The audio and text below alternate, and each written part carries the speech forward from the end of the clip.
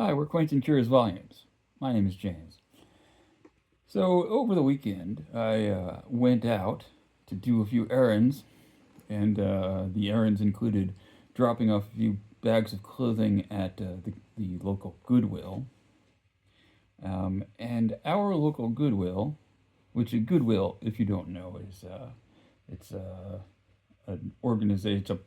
It's a charity organization. They do all kinds of job training and rehabilitation and things like that. But people often associate the term Goodwill with their retail stores, their thrift stores, English people tend to say charity shop.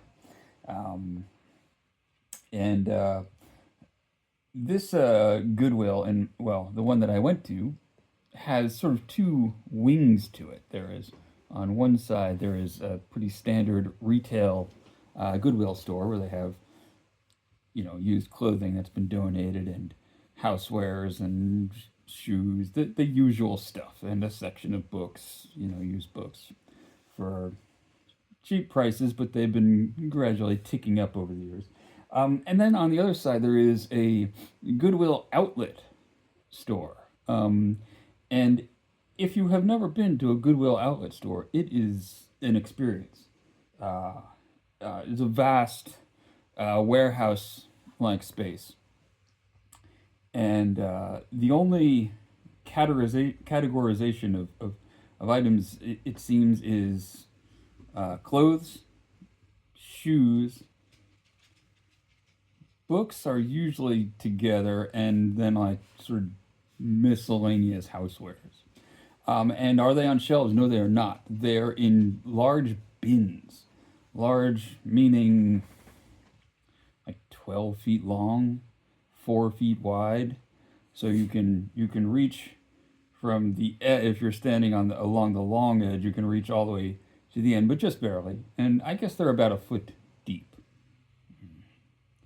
And they're on wheels, and they're arranged in a very specific way. And there is a protocol that is observed, at least at the one that I've been going to, whereby the staff will wheel out one of these bins and put it into its spot in the arrangement, um, and people who are waiting to pick through it will are welcome to go and walk up to the edge of it, but not take anything out of it until I guess a full row of three or maybe six bins have been placed out.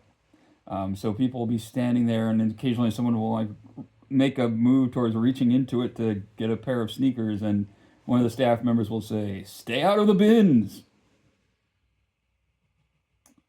And then once the final bin has been put into place, dozens of people just sort of dart their hands in to get whatever they were looking for, and then we'll proceed to sort of burrow to see what is in the second and third layers, under the topsoil. What do you got down there in the crust? So it's pretty interesting. I presume a lot of these people are making some or part or all of their income from reselling these things that you buy for pennies. They sell things by the pound, right? So if you have a good eye, you can probably make a little bit of money.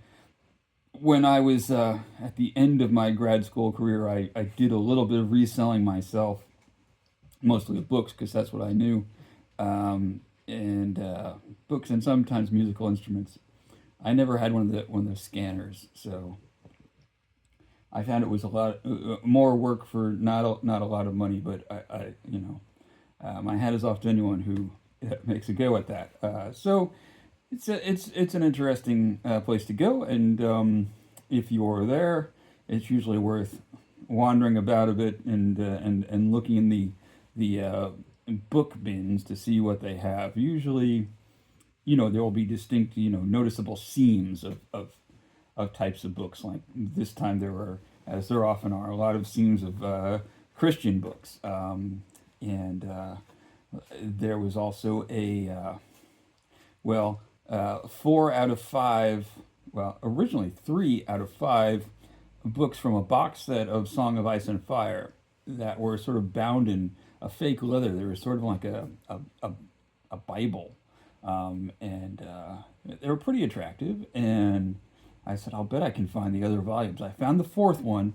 I never found the fifth one. I think the missing one was A Feast for Crows was missing. But it was pretty cool.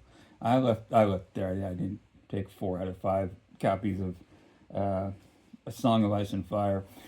Then later on, I went to look it up on the internet to see what people pay for that, and it sells for. I mean, people offer it for a pretty good price on eBay. But when it was originally released, the George R. R. Martin fans were like, "Yeah, nice try trying to get us to buy this one. In 2 years, we're just going to have to buy a 6-volume set for Winds of Winter." And of course, that post was like 10 years old. So, we'll see if we ever get to the 6-volume box set of Song of Ice and Fire. What did I get? So I got 3 hardcover books in pretty good condition, considering they've been rattling around in a bin. I got T.S. Eliot, The Complete Poems and Plays. I have a very battered copy of just The Wasteland in decrepit paperback, but this is pretty nice. This can replace that. For someone so eminent for his poetry, there's not much of it. It's less than 200 pages of poetry. Compare that with my man Wallace Stevens. Also not a particularly prolific writer, but his complete poems are like 600 pages. He wrote hundreds. Anyway, it's not a contest. It's not a contest. It's literature. It's art. It's T.S. Eliot, Complete Poems and Plays. Really nice hardcover from good old Harcourt Brace Jovanovich.